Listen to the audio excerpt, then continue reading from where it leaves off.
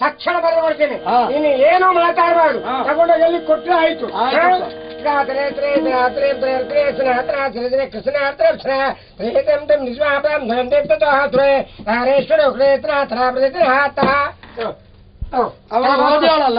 ಅವಳು ಓದಿಯಾಳಲ್ಲ. ಅಷ್ಟು ಚಂದವಾಗಿ ಬರೆದಿದ್ದೇನೆ ನಾನು. ಹೌದಾ? ತಗೊಂಡೋಗುಡು ತಗೊಂಡೋಗುಡು. ಅಲ್ಲ, ನಾನು ಕೊಡ್ಬೇಕಾದ ಏನ್ ಬರ್ದಿದೆ ಅಂತ ನೋಡ್ಕೊಂಡು. ಇನ್ನೊಬ್ಬರ ಪ್ರೇಮ ಪತ್ರವನ್ನು ಓದಬಾರ್ದು. ಬೇಡ, ಓದುವ ಕೆಲಸ ಅವಳಿಗಲ್ವಾ? ಅಲ್ಲ, ನಾನು ಓದಿ ನಿನಗೆ ಬೇಕಾ ಹೇಳ್ತೀಯಾ? ನೋಡಿ ವಿಷಯ.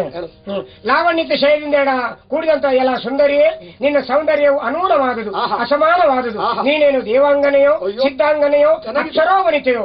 ಓಹೋ ಮುದ್ದಿನ ಮುಗುದಿಯೇ, ಸೃಷ್ಟಿಕರ್ತರ ಚಾತುರ್ಯವನ್ನು ಕುರಿತು ವಿಸ್ಮಯಗೊಳ್ಳುವಂತೆ ಮಾಡುವಂತ ನಿನ್ನನ್ನು ಪೆತ್ತ ನಿನ್ನ ಮಾತಾಪಿತರೆ ಧನ್ಯರೆಂದು ಭಾವಿಸ್ತೇನೆ.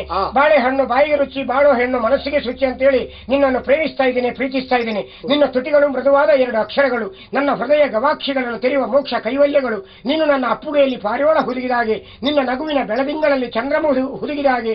ನೀನು ನನ್ನ ಹತ್ತಿರ ಬಂದರೆ ನಿನ್ನ ಒಂದು ಸ್ಪರ್ಶ 2 ದ್ರವಗಳು ಸೇರಿ ಕಂಪಿಸಿದಂತೆ, 3 ಲೋಕಗಳು ಚಲಿಸಿದಂತೆ, 4 ವೇದಗಳು ಓದಿದಂತೆ, ಪಂಚಭೂತಗಳು 7 ಅದ್ಭುತಗಳು ಸೇರಿದಂತೆ, 8 ವಿಧ ನಾಯಕಿಯರು ಪುಳಕಿತರಾಗಿ 9 ವಿಧ ರತಿಧ್ವನಿಗಳನ್ನು ಓಂಕಾರದಿಂದ ಮೇಲೈಸಿದರೆ 10 ವಿಧ ನಾಡಿಗಳನ್ನು ಮೀಟಿದಂತಹ ಅನುಭವ ನನಗಾಗ್ತಾ ಇದೆ. ನೀನು ಸುಂದರವಾದಂತಹ ಒಂದು ಕನ್ನಡಿ.